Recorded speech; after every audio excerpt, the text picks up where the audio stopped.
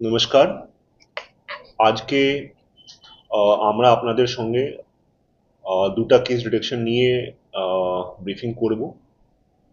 First আছে, কিছুদিন আগে আমাদের সাইবার পিএসে একজন মাইনর গার্ল ওনাদের বাবার সঙ্গে আসেন যে আহ, ওনাকে মাইনর গার্লকে ফেসবুকে একজন মেয়ের সঙ্গে পরিচয় হয় এবং মডেল শ্যুট জন্য ওনাকে ডাকা হয়। যখন উনি ওখানে যান, একজন ছেলে যার নাম অতনু আগওয়ান উর্ফ জিতু চক্রবর্তী ওর অবসিন ফটোজ নেয় এবং ওদের থেকে ব্ল্যাকমেল করে 5,000 টাকাও ওদের থেকে নিয়ে নেয়।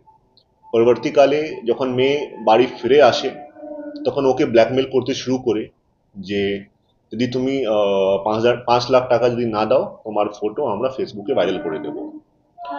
যখন মেয়ে আমাদের কাছে আসে আমরা কমপ্লেন রেজিস্টার করি এবং তদন্ত শুরু করি।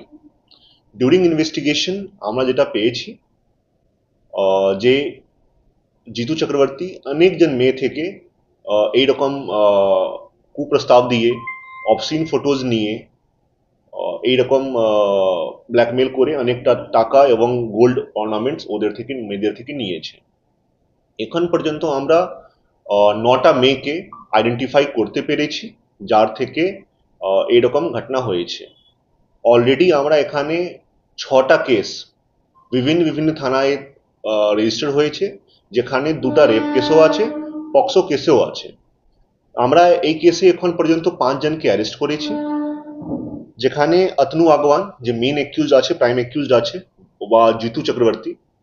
সেকেন্ড, রাজীব মন্ডল যে যার অ্যাকাউন্টেই টাকা গিয়েছিল। থার্ড, সোনালী কোয়েল।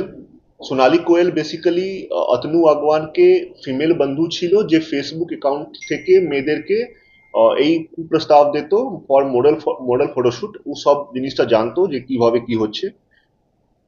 রাকেশ মন্ডল এবং রাজীব পাত্র, এই দুজন যেখানে এটা এরকম মডেল ফটোশুট করে এরকম যেখানে ব্ল্যাকমেল হচ্ছিল, যেখানে এরকম এক্সটর্শন হচ্ছিল, ওদের ইনি জিতু চক্রবর্তীকে অ্যাক্সেস দিতেন।